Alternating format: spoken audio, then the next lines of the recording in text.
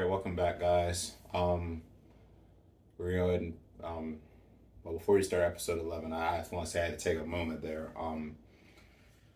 So in game, Mifu and Momoko don't die, um, and so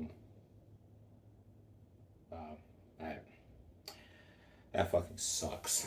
Um, and I'm a little hurt. It's actually took a few moments to set because I had to remember back in the story if either of them actually died. And I know Mifu didn't, but Momoko, I wasn't 100% sure if something had happened and Ira had revived her. But um, yeah, unfortunately, I do know they did not die in game, and so seeing their sacrifice in this way definitely hurts. So.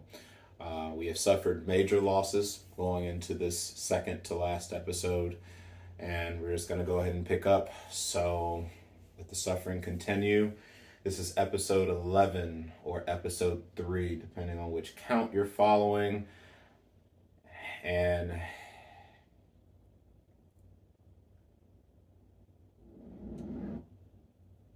sorry, I'm all messed up right now. The episode is How Long Do We Continue Being Magical Girls? So let's go ahead and continue. In 3, 2, 1.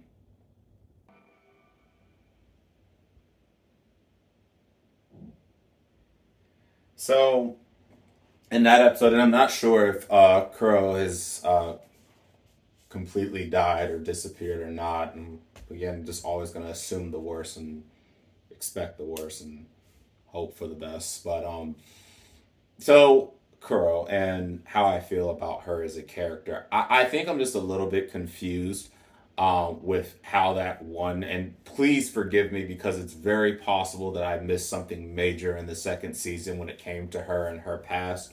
But for one magical girl that you never knew her name, you only met her that one time, to launch you into this spiral of endless destruction, of endless self-destruction. Like, I could understand if she had witnessed her death, like when all of us witnessed, for example, Mommy's death in episode 3 of Madoka Magica, the original, and stuff like that. When you witness those type of things up close and personal, that they definitely change you as a person forever. Yes, she felt bad that she did nothing for this girl because of the fact that obviously her soul gem was incredibly tainted and probably could have transformed at any time. I get that, but we don't know if she's still alive. We don't know anything that happened. I just find it just a little weird that she went this down. She went through this downhill spiral just so epically off of that one incident. But with that said, the tragedies of magical girls, just in general, from any show we've watched that has to do with magical girls, I have always felt that the Madoka series, of course the original, really did a phenomenal job telling. And I do feel that this was a decent episode with explaining that again.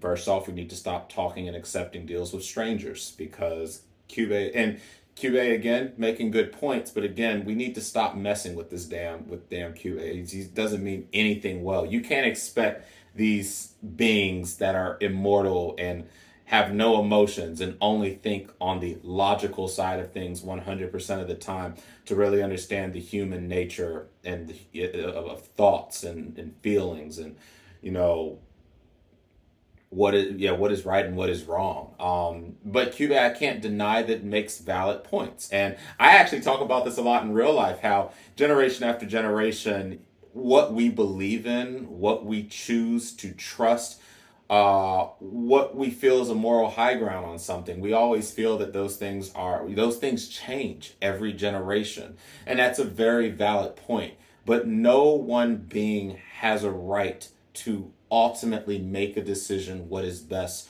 for all of humanity or for all living creatures. And that's the thing that I've always said I've never liked with Cube, especially since there are no emotions there, and that I can't get with the Magus. That again, Nemu and Toka, in their grand quest to save everyone from their fate, they are going to wipe everyone and start anew so that no future magical girls will ever have to go through this. But again, we are, no matter what way you're looking at it, we are committing genocide of an entire people just to try to make ourselves morally feel like we have the moral high ground on something.